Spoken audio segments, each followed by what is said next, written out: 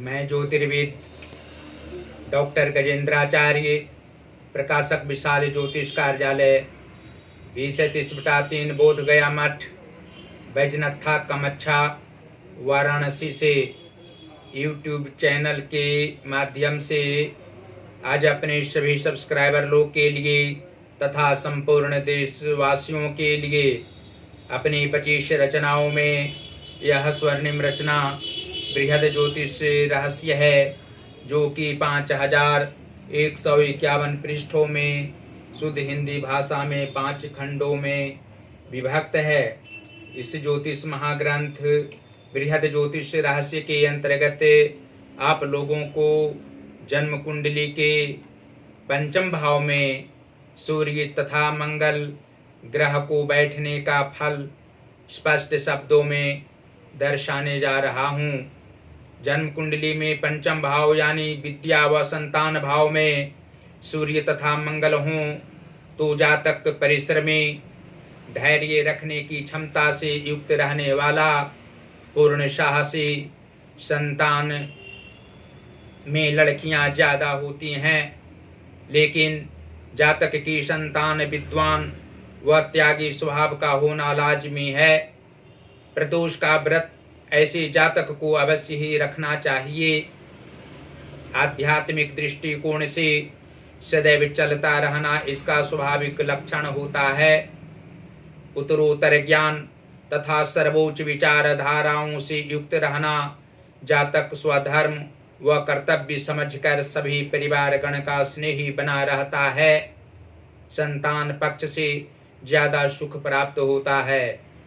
पंचम भाव में सूर्य तथा मंगल के मेल से और प्रथम भाव में कोई ग्रह कुंडली में यदि नहीं हो तो जातक आत्मज्ञानी के समान सदैव आचरण सबके प्रति एक समान रखते हुए पुत्र से ज्यादा प्यार सभी के बच्चों से किया करते हैं। गुणों से युक्त होना, जिसके कारण अनिवार्य और शांति जीवन व्यतीत करना स्वाभाविक लक्षण सभी स्थितियों में जातक के लिए रहता है। विशेष रूप से दोनों ग्रहों में मैत्री भाव रहने से अनेकों प्रकार के लाभ प्राप्त होते हैं। आर्थिक तंगी कभी नहीं रहती है। लड़कियों से आत्मिक खुशी आजीवन मिलती है। यहाँ सूर्य के प्रभाव से मध्यावस्था एवं वृद्धावस्था सुखमय व्यतीत होना भी लाजमी है। धर्म के प्रति आस्था सदैव ये जातक रखने वाले होते हैं और स्पष्ट शब्दों में सारांश में कह सकते हैं कि जन्म कुंडली के कर्म भाव के स्वामी यदि शुक्र ग्रह हों और मातृ व सुहृत भाव के स्वामी मंगल ग्रह हों तो पंचम भाव स्थित सूर्य तथा मंगल के प्रभाव से जातक को कर्म करने के लिए हर अवस्थाओं में मन अभिरुचि पूर्वक लगा रहता है। किसी भी कार्य में अभिरुचि इनको रहा करती है और धर्म के प्रति भी सजग रहने वाले होते हैं। पारिवारिक क्षेत्र में आत्मसम्मान प्राप्त करने वाले होते हैं। आध्यात्मिक क्षमता इनके अंदर अंत अवस्था तक दैविक क्षेत्र में दैविक क्रिया के माध्यम से भी आत्म सुख प्राप्त करने वाले होते हैं। मातृ सुख प्राप्त होता है। इनकी माता इनको अधिक स्नेह करने वाली होती हैं। उनको शारीरिक कष्ट रहने पर इस जातक को मानसिक तनाव रहा करता है। भगवान शिव इनके आराध्य होते हैं और इनकी माता को भी भगवान शिव आराध्य, साथ ही माता भगवती दुर्गा की असीम कृपा जातक एवं इनकी माता पर निरंतर बनी हुई रहती है। और जन्म कुंडली के एकादश भाव के स्वामी अर्थात लाभ व आय भाव के स्वामी बुध ग्रह हों और पराक्रम सहज व पराक्रम भाव के स्वामी शुक्र ग्रह हों तो पंचम भाव स्थित सूर्य तथा मंगल के प्रभाव से जातक को लाभकारी कार्य करने की आदत होती है। इनके प्रत्येक कार्य में लाभ प्राप्त होता है और हिम्मत कभी भी अधिक रूप में ही सभी अवस्थाओं में बढ़ना स्वाभाविक बात होती है। मातृ सुख के अलावा जातक को अन्य पारिवारिक सुख प्राप्त होते हैं। पराक्रम की भावना निरंतर बनी हुई रहती है। भ्रातृ सुख भी प्राप्त होता है। ये अपने मित्रजनों को भी भ्राता के समान मानने वाले होते हैं और भाग्य भाव के स्वामी अर्थात नवम भाव के स्वामी मंगल ग्रह हों तथा धन भाव के स्वामी बुध ग्रह हों कुंडली में, तो पंचम भाव स्थित सूर्य तथा मंगल के प्रभाव से जातक को भाग्योन्नति सभी अवस्थाओं में होती है। लेकिन जातक को संघर्ष करने पड़ते हैं। जीवन के 25वें वर्ष तक विशेष रूप से संघर्ष करना होता है। विद्या काल में परिश्रम ज़्यादा करने वाले होते हैं और शारीरिक कष्ट की अधिकता भी बाल्यकाल में रहा करती है। उसके बाद जीवन के उत्तरार्ध भाग में तनावपूर्ण स्थिति अधिक समय तक शारीरिक रूप से बना हुआ रहता है। धन धान्य का अभाव तो किसी भी काल में नहीं रहता है, लेकिन मध्यावस्था के उपरांत पारिवारिक क्षेत्र में कुछ तनाव रहने के कारण इनको ज़्यादा मानसिक कष्ट होना भी ज्योतिषीय दृष्टिकोण से स्पष्ट है। और धन के लिए जातक ये चिंता करने वाले नहीं होते हैं। किसी की सहायता करने में सक्षम रहते हैं और हृदय शुद्ध होना तथा मस्तिष्क में किसी तरह की कृपणता नहीं रहना भी स्वाभाविक बात होती है। और जन्म कुंडली के सप्तम भाव के स्वामी यदि शनि ग्रह हों तथा लग्नेश सूर्य ग्रह हों तो पंचम भाव स्थित सूर्य तथा मंगल के प्रभाव से पारिवारिक सुख तो प्राप्त होते ही हैं। दाम्पत्य जीवन भी इनका सुखमय व्यतीत होता है। संतान सुख के साथ साथ पत्नी का सुख, पति पत्नी का सुख, सहज रूप में विवाहोपरांत प्राप्त होना तथा मध्यावस्था के उपरांत भी अर्थात वृद्धावस्था तक शारीरिक, मानसिक एवं आर्थिक रूप से खुश रहा करते हैं। शरीर इनका निर्बल किसी भी काल में नहीं होता है। अंत अवस्था में भी अर्थात मृत्यु के समय में भी जातक का मनोबल ऊंचा रहता है। मनोबल ऊंचा रहने के कारण शारीरिक कष्ट की अधिकता रहने पर भी किसी अन्य स्वजनों को मानसिक तनाव इनके कारण नहीं होना भी स्पष्ट है। और अंत में हम कह सकते हैं कि जन्म कुंडली के 6वें भाव के स्वामी यदि शनि ग्रह हों, 8वें भाव के स्वामी गुरु बृहस्पति हों तथा 12 भाव के स्वामी चंद्रमा हों तो पंचम भाव स्थित सूर्य तथा मंगल के प्रभाव से जातक को मानसिक कष्ट कर्म क्षेत्र में नहीं रहना स्पष्ट है। इसकी आयु दीर्घायु होती है। मित्र सुख प्राप्त होते हैं।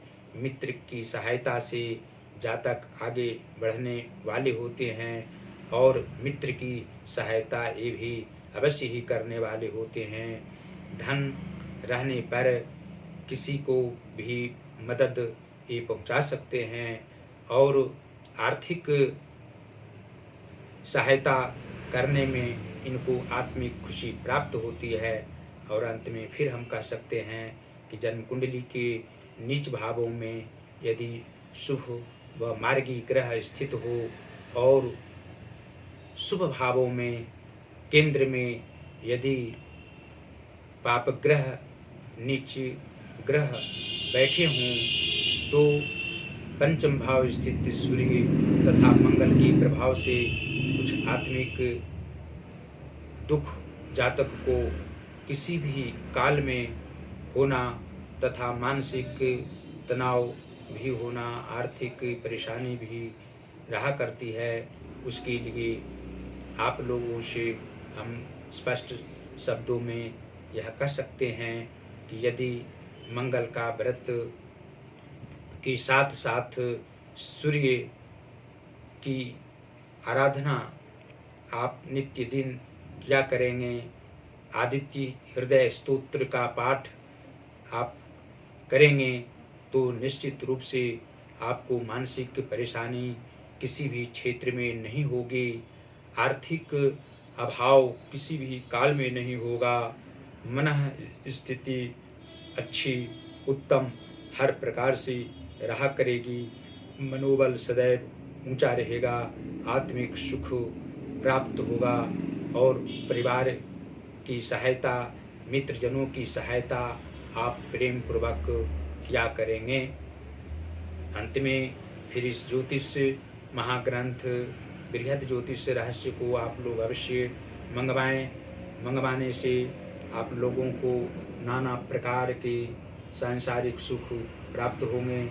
इसके अंदर जो ज्योतिष ये ज्ञान है उसको आप लोग भली भांति प्रेम पूर्वक अध्ययन करेंगे। अध्यापन भी आप लोग कर सकते हैं, किसी की सहायता पहुंचा सकते हैं, किसी को भी ज्योतिष का ज्ञान प्रदान कर सकते हैं, क्योंकि हिंदी भाषा में, शुद्ध हिंदी भाषा में ये 5 खंडों की रचना हुई है। इसको मंगवाने के लिए आप लोग हमसे सीधा संपर्क कर सकते हैं। पहला संपर्क का नंबर है जो व्हाट्सएप नंबर है 94 51 22 87 और 47। दूसरा नंबर है जो जियो का नंबर है 88 40 76 17 और 92। गूगल पर भी हमारी सभी रचनाओं को आप लोग देख सकते हैं, पढ़ सकते हैं। गूगल पर हमारा वेबसाइट है प्रकाशक विशाल ज्योतिष कार्यालय, उसको आप सर्च करेंगे तो ऑनलाइन हमारी पुस्तकें मिलेगी। विशेष रूप से बृहद ज्योतिष रहस्य 5 खंडों को आप लोग पढ़ सकते हैं, भली भांति पढ़ सकते हैं। और फेसबुक पर भी हमारी वीडियो को आप लोग देख सकते हैं, इसका लाभ उठा सकते हैं। और अंत में फिर आप लोगों को अवश्य कहेंगे कि हमारी वीडियो को आप लोग लाइक करें। जो हमारा ज्योतिष महाज्ञान चैनल है उसको सब्सक्राइब करें, घंटे का बटन कदापि दबाना न भूलें और शेयर भी वीडियो को अवश्य करते रहें। भगवान शिव, देवाधिदेव महादेव और माता अन्नपूर्णा आप लोगों को आत्मिक खुशी प्रदान करें, स्वस्थ रखें, प्रसन्न रखें और आनंदमय जीवन आप लोग व्यतीत करें। धन्यवाद।